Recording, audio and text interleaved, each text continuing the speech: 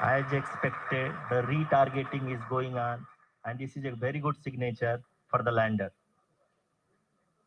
अभी आप ये देख सकते हैं कि लैंडर की ऊंचाई लगभग 65 मीटर के आसपास बची हुई है.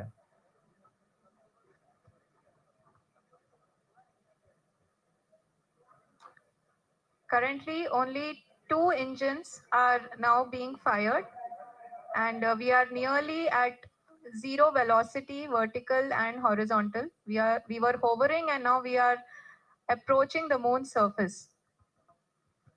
धीरे धीरे लैंडर की वेगबान को कम किया जा रहा है और हम अब लगभग 50 मीटर से भी कम आ चुके हैं. We can see the Honorable Prime Minister, Shri Narendra Modi ji, who is here to encourage us, and he is critically looking at the visuals.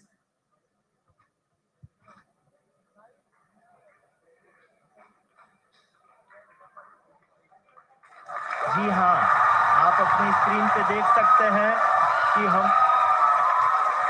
Lander module. People are applauding.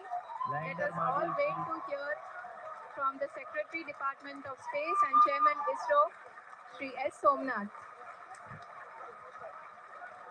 Lander module पूरी तरह से safely और softly चंद्रमा की सतह पे land हो चुका है. ये हम लोगों के लिए बहुत ही गर्व की बात है. हिंदी में एक कहावत है,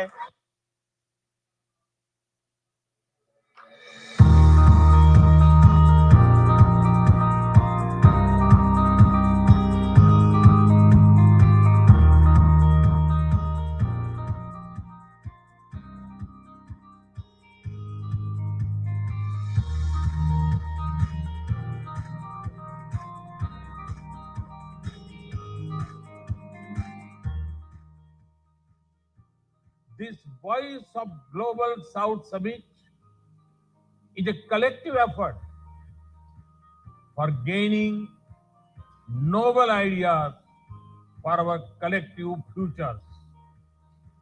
India's G20 presidency has tried to give a voice to the global South.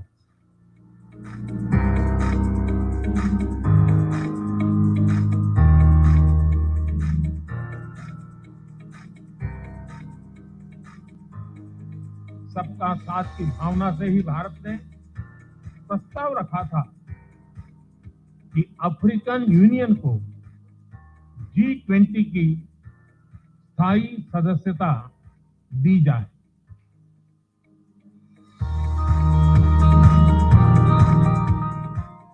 Enhance action on commitments under the UN Climate Convention and the Paris Agreement. This will be crucial in helping the global South fulfill its development aspirations in a climate-friendly way.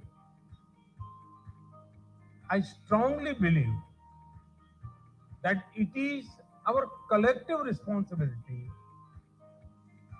not to let the sustainable development goals fall behind. We should find solutions to address the debt risks faced by many countries. We must find ways to build sustainable and inclusive food systems. Our vision of One Earth, One Health envisages good health for the entire ecosystem for humans, animals, plants, and the environment. When women prosper, the world prospers. Their leadership fosters inclusivity and their voices inspire positive change. We can advance financial inclusion and productivity through digital public infrastructure.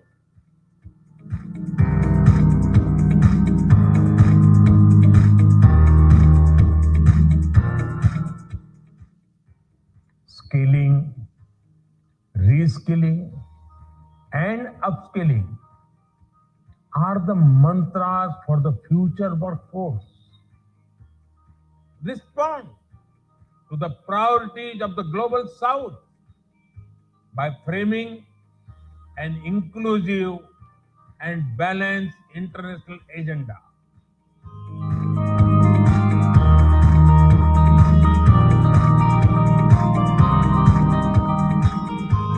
The voice of the global south needs to set its own tone. Together, we need to escape the cycle of dependency on systems and circumstances which are not of our making.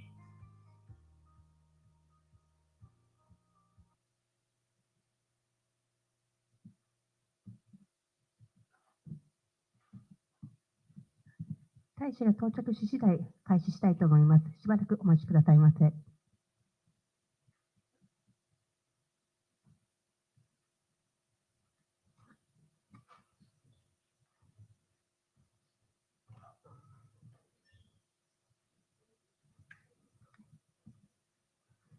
Thank you for your participation to the event on Making India Opportunities for Japanese SMEs today. To begin today's event, may I invite His Excellency Mr. Shibi George, Ambassador of India to Japan, to make opening remarks. はじめに駐日インド大使シビ・ジョージ閣下より開会ご挨拶をいただきたいと思います。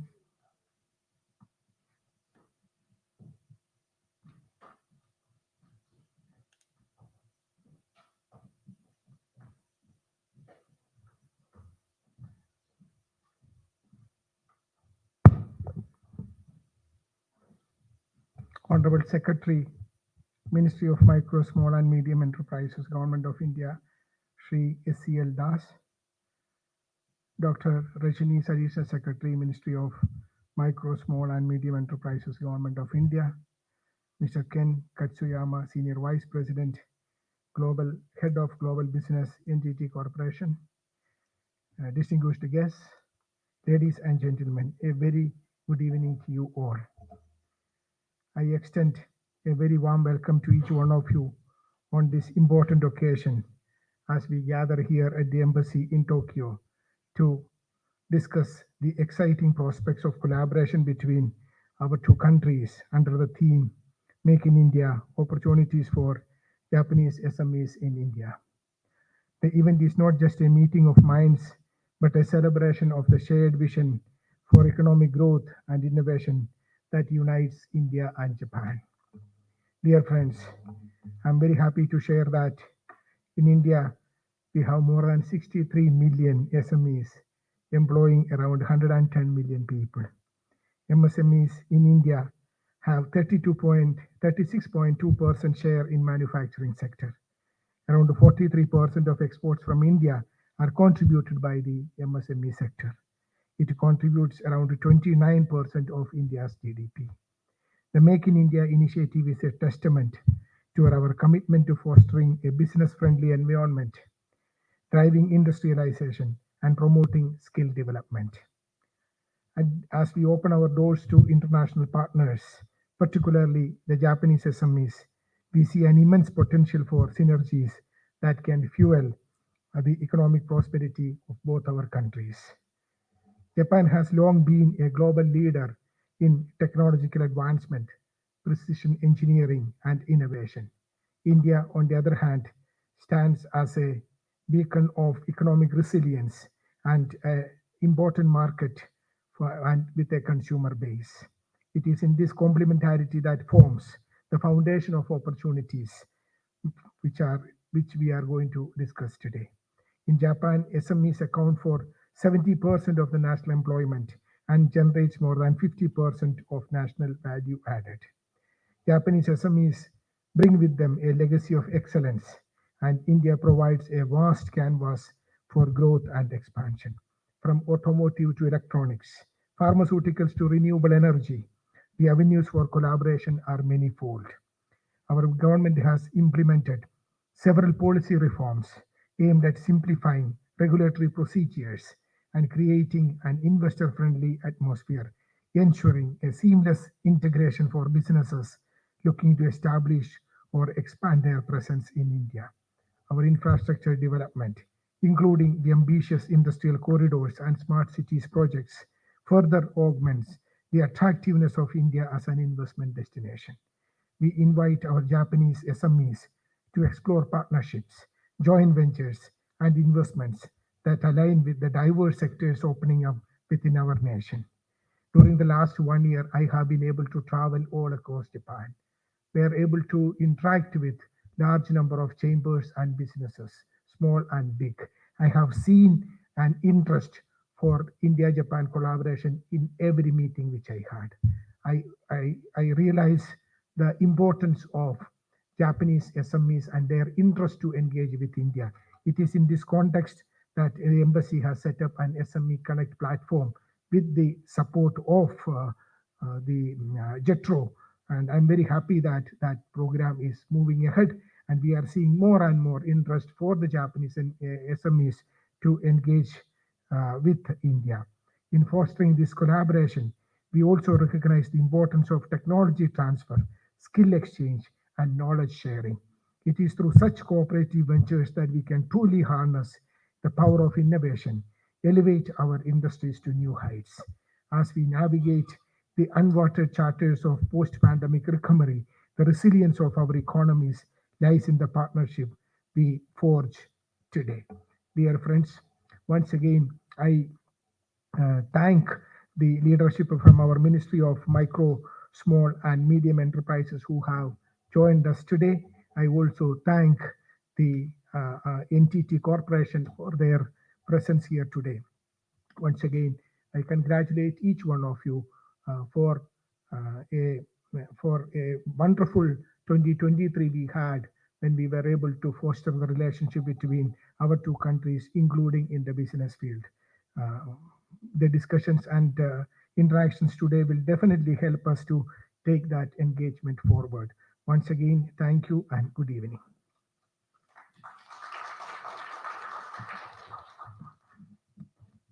Thank you, sir, for the remarks. Next, next, I would like to request Mr. SCL Das, Secretary, Ministry of Micro, Small and Medium Enterprises, Government of India to make an inaugural remarks.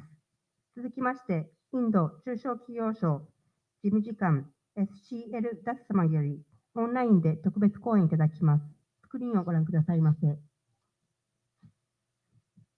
Representatives of the industry from Japan, and ladies and gentlemen. Good evening to you all and warm greetings from New Delhi, India. It is indeed a great pleasure to connect with you at this forum. India and Japan have really shared historical ties. We in India have this particular ministry, as Ambassador George already highlighted. There is a really immense potential to have bilateral collaboration in the MSME sector. Ambassador George already highlighted, and I won't belabor the point, that MSMEs are indeed the backbone of the Indian economy in terms of what they contribute to the national GDP, in terms of what they contribute to the export, in terms of how important they are for employment, for empowerment of women, and for adaptation for climate change and other adaptation measures.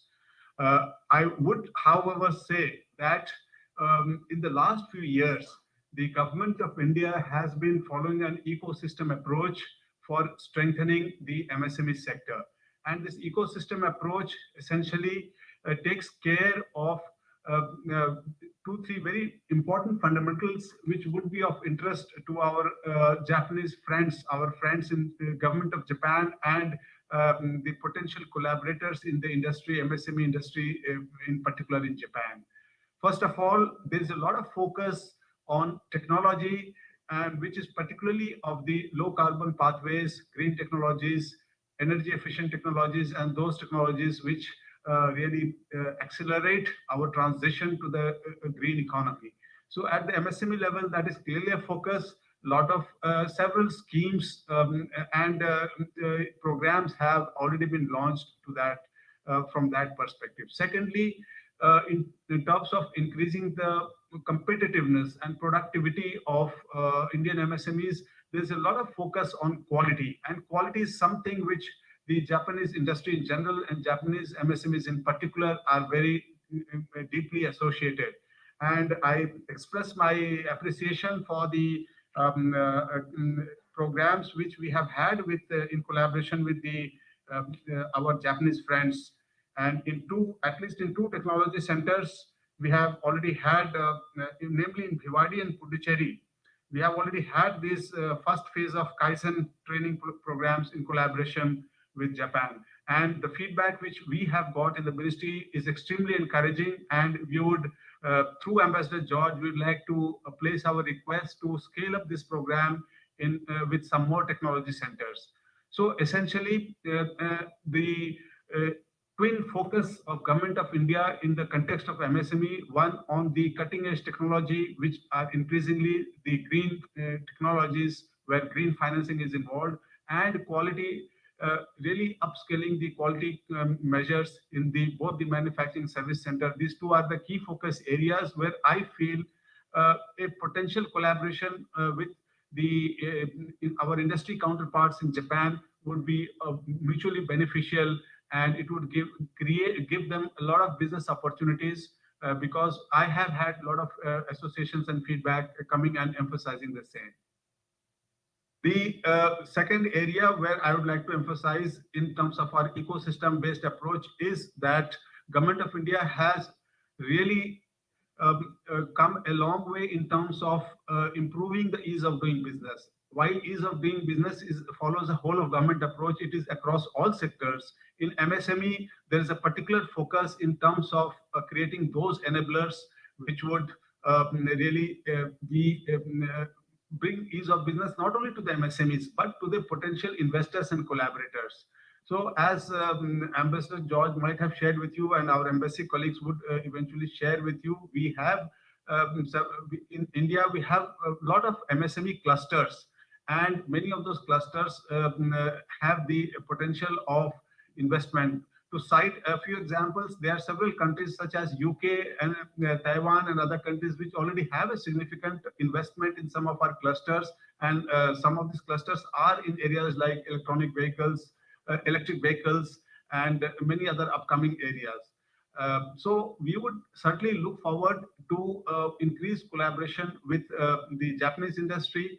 We are aware of how Japan post World War II, they have through the MSME route built up consistently, and today they are one of the technology leaders, but they do have such a strong MSME base. So since Government of India follows the ecosystem approach, I would request Ambassador George to take this today's interaction forward in terms of looking at government to government collaboration, also in terms of the wider and policy enablers which we could forge and crystallize in the months to come at the one level.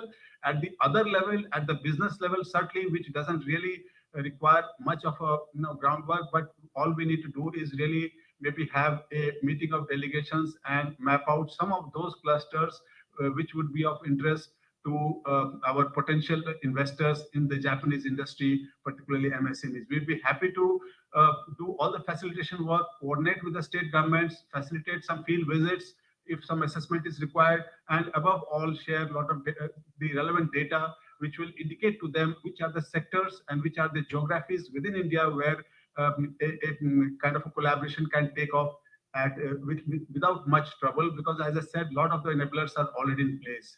And we have some of the states which are willing to embark on this collaborative journey. So this would be my broad message to our Japanese friends and the industry. And I would really thank for this opportunity to connect with all of you.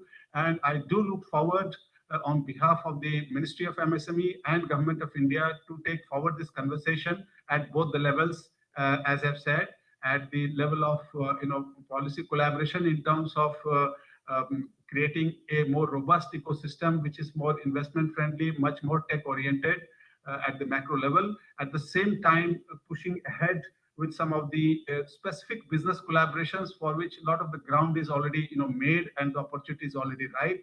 And we could do that in terms of any kind of a mutually acceptable bilateral exchanges, which Ambassador George might like to recommend to us and take it forward with his counterparts in the government and in the industry. Thank you once again for this opportunity, and I wish you all a very good evening. Thank you.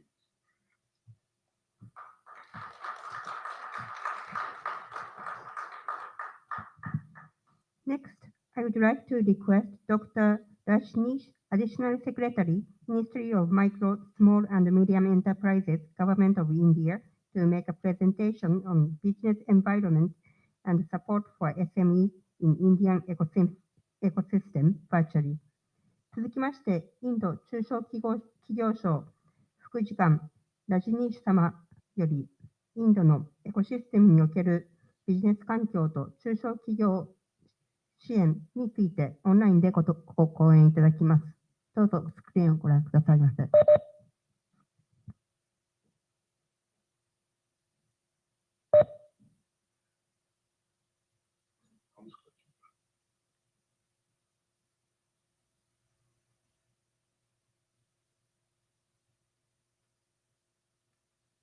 So good evening.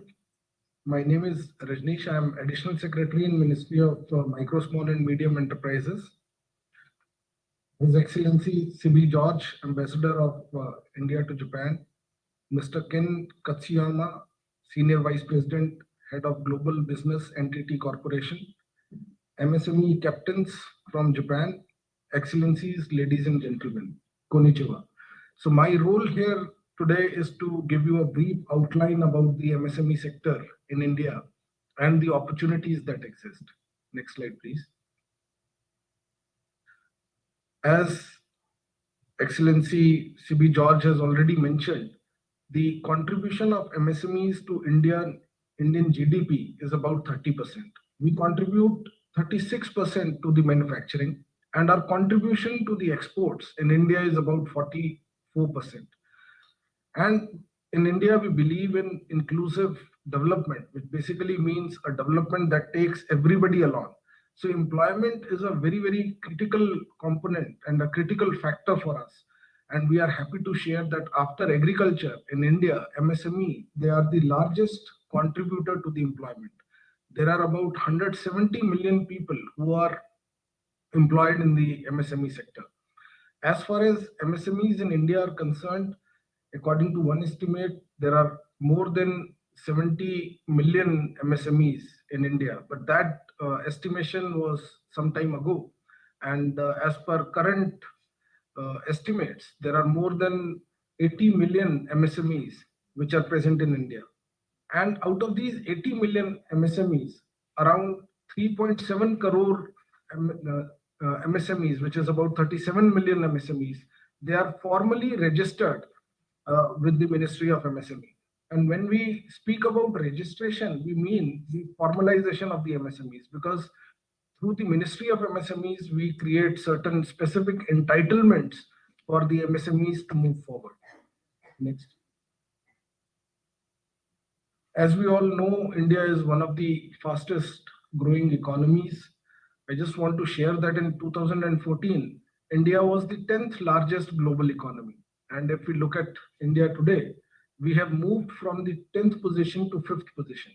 And it is expected that in near term, India is expected to become the 3rd largest global economy. And in terms of ease of doing business, India has considerably improved its ranking. We have moved from a ranking of 142nd in 2014 to 63rd in in the current year. Next. If we look at the story of the Indian economic growth, especially in the last 5 years, we find that year 2020 was an outlier year in terms of the global pandemic, Corona. And because of that, internationally, all the countries, the economies worldwide, they took a hit. So Indian economy also took a hit. And we were previously growing at a growth rate of around 6%, and because of the pandemic, the economic growth turned into negative 5.71%. But we take pride in Ministry of MSME that the rebound of the Indian economy, the resilience of the Indian economy is shown that in subsequent years, the economy has been on a very high growth path of around 7%. And Indian economy is expected in the current financial year also to touch the real GDP growth of more than 7.32%. Next. If we look at the performance of the Indian economy in comparison with some of the advanced economies of the world, and if we look at the data for the last 10 years, we find that the compounded average annual rate of growth of economies like United States was in the range of around 2%. For Germany, it was 1.1%. For United Kingdom, it was 1.6%. France, 1%. And Japan, it was 0.7%, and Indian economy has posted a growth rate of 5.5%. China posted a growth rate of 6.2%, but we know that given the global headwinds that China is facing, the opportunities in India for economic growth and the potential for the economic agents to grow is increasing. Next. If we look at the contribution of the micro, small, and medium enterprises in the GST, which is one of the largest contributor to the government revenues in India, we find that MSMEs are playing a very significant role. And as I've already mentioned, that except for the dip which was connected with the global pandemic impact, we see that Indian MSMEs have constantly been contributing to more than 5 trillion rupees to the GST. And after COVID, we have been seeing constant increase in these numbers. Next. Now, what are MSMEs in India? So I just want to give a broad framework of how we categorize our MSMEs. So the definition of micro, small, and medium enterprises and their categorization is based on two criteria. Number one, investment, and second criteria is turnover. So a micro enterprise in India is defined as a unit having investment not exceeding rupees 1 crore, which is equivalent to about 1.2 lakh US dollars, and in turnover not exceeding 5 crores, which is equivalent to about 60 million US, which is equivalent to about 2.6 million US dollars. When we speak about small enterprises, the investment criteria here is investment not exceeding rupees 10 crores. So in terms of US dollars, it is about 1.2 million. In turnover, turnover not exceeding about 6 million US dollars.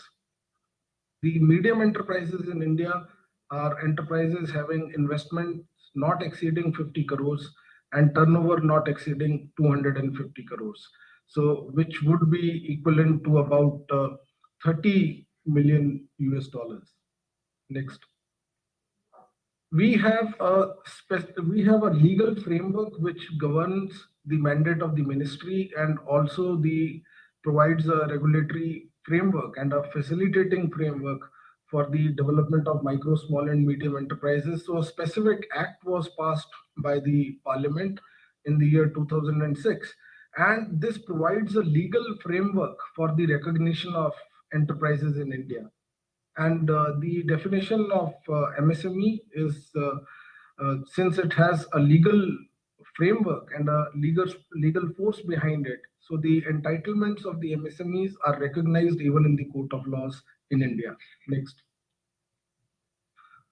I want to share the growth of MSMEs in India, and we have a Udyam registration portal in the ministry, which basically provides a framework for the MSMEs to formally get registered with the ministry.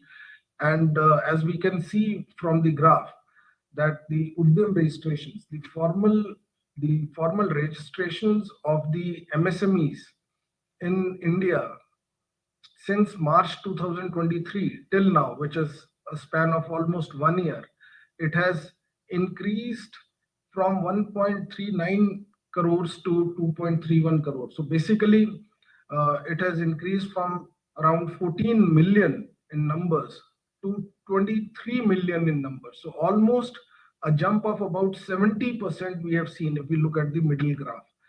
One initiative that we have taken in the ministry recently is that we have also started recognizing informal micro enterprises. So normally these are also known as nano enterprises in common parlance. So informal micro enterprises are basically those enterprises which may not have a PAN number in India, which is otherwise a legal requirement. So these are very tiny and very nano kind of enterprises which are there in the Indian economy. So we have also started formally recognizing them. This was started last year, and compared to March 2023, and now we have seen a growth of about 961% increase in these numbers. And right now we have about 13 million informal micro enterprises which are formally registered with the ministry. And the mandate that the ministry has gotten towards the informal micro enterprises is also for their handholding and facilitation, because this is a segment where we believe that with the support of the ministry and with the credit and other kind of facilities that we provide, this can really unlock the latent potential of economic growth. Next. In India, we have about 36 states and union territories. This chart gives us a distribution of micro enterprises, the spread over various states. So we find that there are states like Maharashtra and Uttar Pradesh, and in each of these states, there are about 4 to 5 million MSMEs located in one state only. Similarly, Tamil Nadu, where we have more than 3 million MSMEs located in one state only. And this provides an opportunity not only in terms of scale, but also in terms of diversified areas in which the micro, small and medium enterprises and the informal micro enterprises in India work. Next. One of the challenges that the MSMEs in India they face during our interactions with them is the access to credit. And in this chart, we basically want to show the bridging of the credit gap that has been achieved over the last 10 years. So if we look at the figures in March 2014 till to the figures now, we find that the total credit which was provided to the MSMEs in 2014 was 10 trillion, and it has more than doubled in a span of less than 10 years. It has doubled to about 22 trillion now. So there is a collective engagement of banks, there is a collective effort of the banking system also to provide affordable and easy credit to the MSMEs in India. Next. We operate a scheme for providing credit guarantee to the loans which are extended by the banks to the MSMEs in India. Basically, sometimes we feel that a bank may have some hesitation in lending to an MSME, thinking that the MSME may not be able to repay the loan. So we have created an institutional mechanism to address this problem. And what we have done is there is a credit guarantee trust for micro and small enterprises, which works very closely with the Ministry of MSME.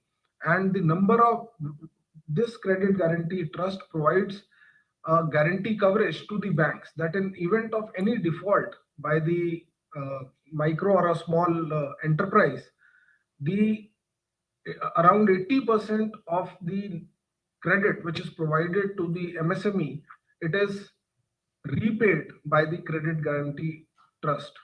So this increases the appetite of the banks for lending to the MSMEs, and that is why we have seen in the previous slide a substantive growth in the credit which is extended to the MSMEs. And the number, if we look at numbers from 2000 to 2013, around 1.4 million guarantees were provided through CGTMSE, and this number has it has increased by about 5 times, and it is now 6.5 million guarantees which have been provided in the last from 2014 till 2023. In terms of the amount of guarantees, it has increased from 1 trillion to 5 trillion in a span of less than 10 years, from 2014-15 to 2023-24 in India. Next. So there are special provisions which are there for the informal micro and small enterprises that we have kept, and loans up to 20 lakhs, they are secured by the CGTMSE. This is a new initiative that we have taken for the informal micro enterprises. Next. The budgetary outlay of the ministry to support and facilitate the MSMEs, it has also increased from 33,000 million to about 220,000 million Indian rupees. So this is an increase of around 6.7 times in a span of 10 years. And there is a special focus of the ministry now. And I would say that this is like expanding the horizons of the ministry in terms of now not only supporting the established micro, small and medium enterprises, but we have recently launched a scheme, PM Vishwakarma, through which we help in handholding the entrepreneurs make a transition from being entrepreneurs to MSMEs. The scheme is called PM Vishwakarma. The scheme was launched last year on 17th of September by the Honorable Prime Minister. Next. Next slide. Under this scheme, we provide assistance to the enterprises. We provide assistance to the artisans and craftspeople in 18 trades, and we provide assistance in terms of skill upgradation, providing them with modern toolkit, credit support, and support for digital transactions and marketing support. Next. Initially, the mandate of the ministry was to cover around 3 million artisans and craftspeople in a span of 5 years.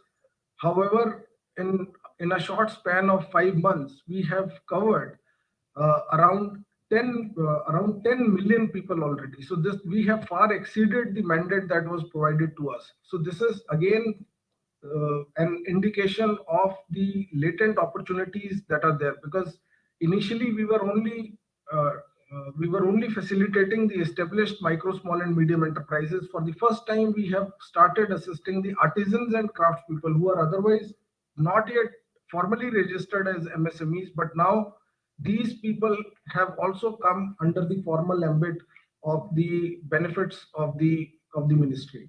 Next. There are 18 trades which are covered under PM Vishwakarma, and this is going to benefit the various artisans and craftspeople who are engaged in these trades. Next. Next. In terms of challenges which are faced by the MSMEs, we find that formalization is one area where we focus, and then there is the need for credit support. These 2 points we have mentioned. The third thing that MSMEs require in India is a technological support. So We are mentioning these as challenges, but at the same time, these are also the opportunities that exist in context of the Indian MSMEs. Formalization and credit support are already being taken care by the Ministry of MSME. I will now like to share some perspective on the technology front of the MSMEs. Next. We have a network of technology centers that we have established. There are 18 technology centers which were established between 1960s till 1990s. And now new technology centers are being established across various states in India. This is to basically provide technological handholding and support to the MSMEs. And these are in the various diversified sectors ranging from tool engineering, automotive, aerospace, defense, plastics, electronic system design, manufacturing, etc. Next. These technology centers have done high-end contributions in the recently successful Chandrayaan mission, which was last year the mission was carried out. Our technology center from Bhubaneswar has manufactured about 54,000 components of the Chandrayaan. Next. In the GSLV launch vehicle, the components were again manufactured by the technology centers from Bhubaneswar and also from IDMI. Next. In the aerospace, especially the light combat aircraft, there are many components that are being manufactured by the technology centers that I have mentioned. Next. Now, these technology centers, they provide support to the MSMEs, and there is a possibility of collaboration between Japan and Indian MSMEs in technology front. Our technology centers handhold the MSMEs which are there in the Indian space, but when we interact with our MSMEs, there is always a demand for greater collaboration with the foreign counterparts, and the Japanese MSMEs, they will find a huge market that exists on the Indian side, especially in terms of the technological requirement. There is already a India-Japan Comprehensive Economic Partnership Agreement which is there, and besides this agreement, there can be a mutual association in terms of forming joint ventures so that the Indian MSME sector can avail of the technology transfer from the Japanese side. Next. We know that the trade between India and Japan has been increasing continuously. Next slide, please. And as far as way ahead is concerned, Japanese FDI, it can provide an avenue for capital investments, and this can be utilized by the Indian side for making a transition into a high growth. Similarly, organizations like Jethro, they can have an institutional collaboration with the Indian side, especially with our technology centers, so that the MSMEs or the investments or the facilitating business connections from Japan can be matched with the requirements of the Indian MSMEs. Then there are various successful venture funds which are being run in the Indian space, but the Japanese on the Japanese side, that partnership can also come. Then there are opportunities for growing trade and business relations between the Indian and the Japanese side, especially by promoting the Indian MSMEs to participate in the to come out to go to Japan and participate in the events at the Japanese side, and the Japanese MSMEs to come and participate on in the events on the trade events on the Indian side. Next slide, please. As Secretary Sir has already mentioned, we already have some institutional relationship in the two of technology centers that we have in Bhiwadi and Puducherry. But then the scope is vast. Presently we are in the process of having 35 new technology centers, and we would request Excellency CB George, if the Japanese technological hand-holding, the possibilities can be explored so that the technology centers in India can provide the hand-holding support to the MSMEs on the Indian side. So in context, in view of the brevity of time, I would like to stop my presentation here.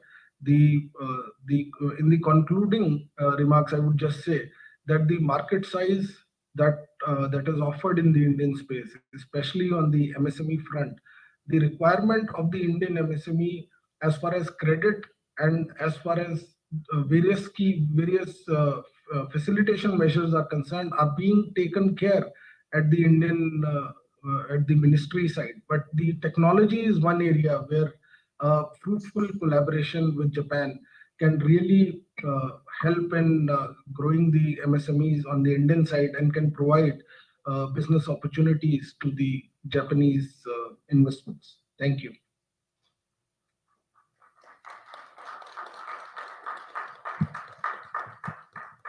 Next, I would like to request Mr. Ken Katsuyama, Senior Vice President, Head of Global Business, NTT Corporation, to make a presentation on business in India. 続きまして、日本電信電話で株式会社執行役員グローバルビジネス部門長勝山健様よりインドでのビジネスについてご講演いただきます。よろしくお願いいたします。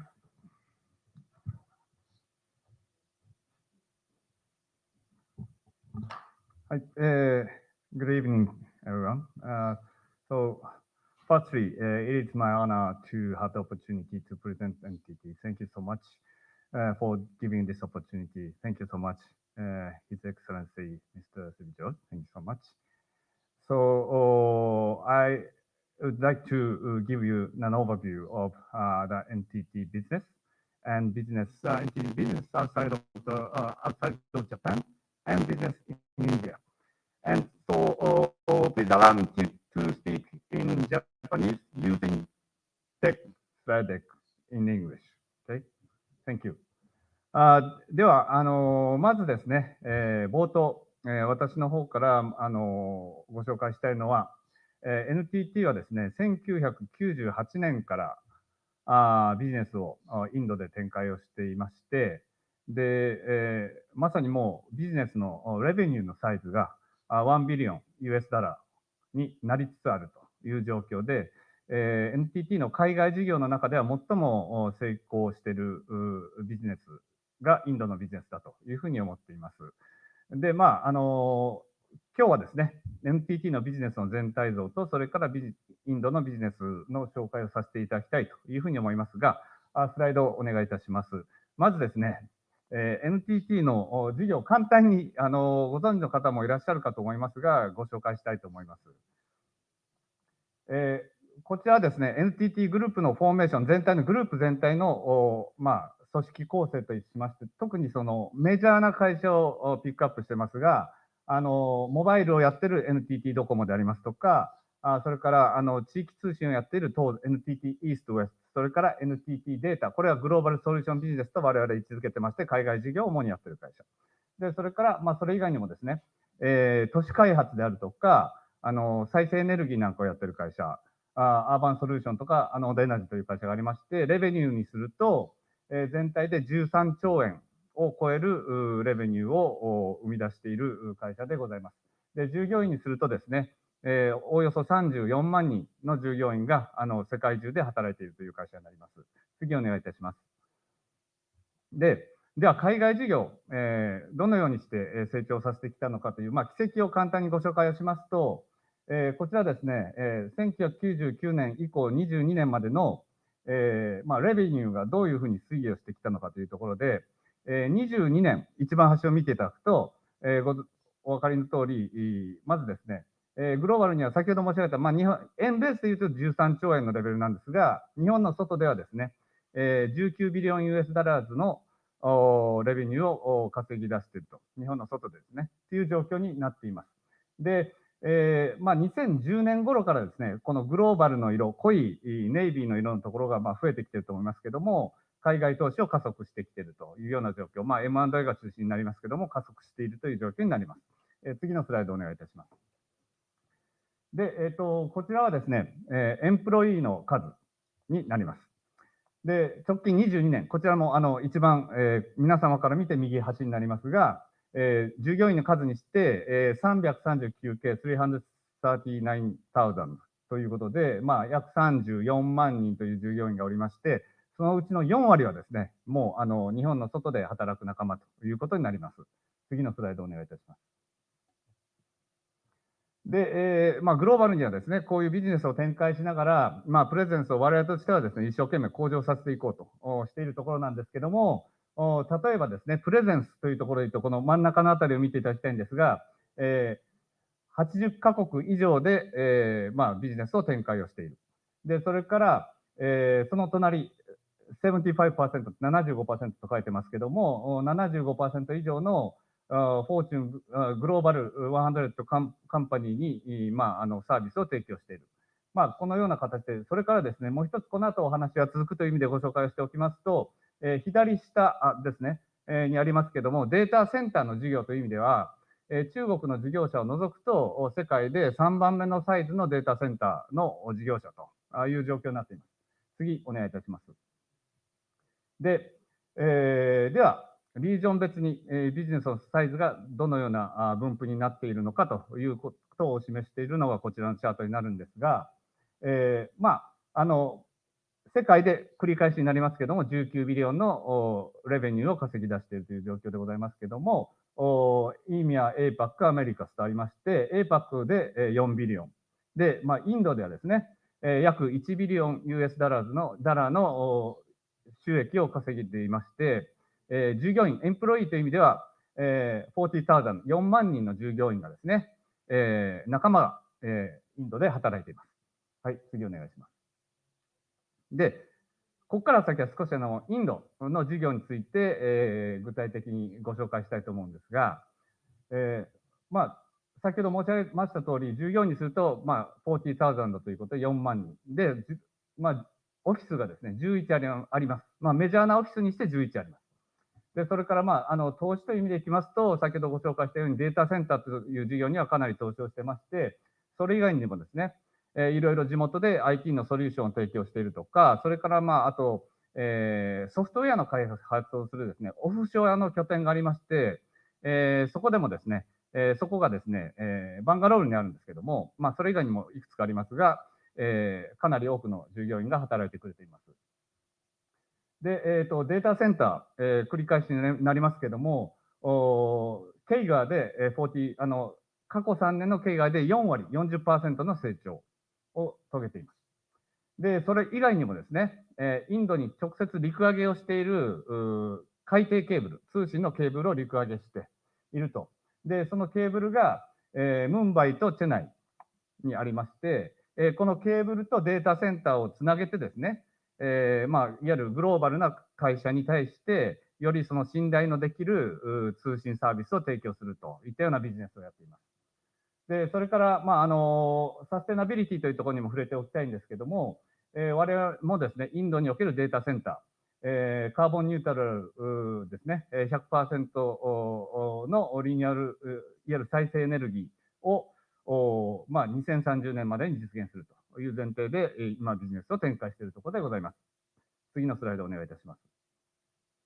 で、あまりこのサービスの中身を細かくこれ以上お話しすることもあまり意味がないかなと思うんですけども、こちらの右のチャートを見ていただきたいんですが、こちらがですね、どのように拠点を展開してビジネスをやってるかということで、申し上げました通り、ムンバイ、ここにはデータセンターとかネットワークが陸揚げされていて、それ以外にもですね、バンガロール、ここにはですね、アプリケーションの開発をやっている仲間がいて、それ以外にもチェナイであるとか、デリーとか、こういったところにですね、いわゆるサービス開発、アプリケーションの開発、データセンター、こういったようなものをですね、我々は事業として持っているという状況になります。で、そうですね。はい。次のスライドお願いいたします。で、NTT がですね、いかにインドに投資を加速しているかというところを、このチャートを見ていただきたいんですが、これはですね、データセンターのフットプリントということで、この下に白い丸が4つありますね。ここはですね、まずローンチと上にある大きな数字がすでにサービスを提供しているデータセンターのキャパシティ、IT パワーなんですけど、実はインドっていうのはですね、データセンターの事業をやっていく上で APAC から切り出して、特にフォーカスをして投資をしていまして、今現在、177メガワットのキャパシティがあるんですけども、今計画しているだけで、300メガワット以上の、メガワットを提供できるような、投資をしていまして、その規模っていうのは、アメリカを中心とするアメリカスのサイズと同じぐらいのデータセンターの規模を増やそうということで、投資に力を入れているということを申し上げたいと思います。次お願いします。で、少し具体的に、ちょっとビビッドになるかなと思ってですね、データセンターが、こんな感じで立ち上がっていくんですよっていう写真をお示ししてるんですけども、2023年からこう時系列に、左から右に流れて、また2段目も左から右ということで時系列に流れてるんですけども、インディアってついてるデータセンター、これグローバルに、これから立ち上げようとしている、まさに立ち上がろうとしているデータセンターを並べてるんですけども、インディアということで、かなりですね、積極的に、そのデータセンター個別に見ていってもですね、立ち上げようとしているということが、このチャートでご覧になれるかなと思います。最近で言うと、2023年真ん中のところにですね、ナビムンバイデータセンターってありますけども、このあたりが、ローンチしたというところでございますし、この先もナビムンバイを拡張する、右側の赤の枠で囲っているところありますが、大きなキャンパスを作ってデータセンターをナビムンバイに拡張するとか、こういったようなことを今進めているという状況で、ございます。はい、次お願いいたします。最後ですかね、スライド。そうですね、これがそのインドに特化したデータセンターの並びになります。はい、次お願いいたします。以上ですかね。はい。10分ということで、あまり長く話すつもりはないんですけども、最後にですね、NTT のインドの事業を紹介させていただいたと。で、ここで少しお役に立てるかなと、何を言ったらお役に立てるかなということを考えながら来たんですけども、じゃあ我々なぜインドでこうビジネスをやってきて、うまく成功できたのかといったことを考えてみたんですが、先ほど申し上げたように、1998年にインドでのビジネスを開始して、それから25年経ちます。で、25年経ちますけども、やっぱりうまくいかないケースもありました。例えば、現地のかなり大きな会社と JV を作ったけども、それが失敗といいますか、破談になったとか、いろいろ紆余曲折はあるんですけども、しっかりとこのインドでの成長を信じて、投資を続けてきたというのが一つです。で、それからもう一つは、この今のデータセンターの事業を含め、インドの事業を引っ張ってくれている人たちっていうのは、もう現地の人たちなんですよね。なので、投資をして、M&A で仲間になってくれた人たち、その人たちの優秀な人たちにリーダーになってもらって、その人たちに採用してもらって、で、その人たちにしっかりとしたチームを作ってもらって、インドに根を張ってですね、日本からはしっかりと投資をして、あとはプロセスを提供して、適切にリスクをコントロールするということを続けてきたからこそではないかなというふうに思っております。私、実は12月もムンバイに行ってきまして、今月も、今予定ではありますけども、社長とデリーに行く予定になっています。そういった形でですね、現地としっかりとコミュニケーションを取りながら、引き続きですね、インドをですね、インディアを NTT グループのグロースエンジンとして、サポートして成長させていきたいというふうに思っている次第でございます。今日のタイトルは Make in India というイベントでございますけれども、NTT としては Invest in India を続けていきたいというふうに思っています。はい。では、私からは以上になります。ありがとうございました。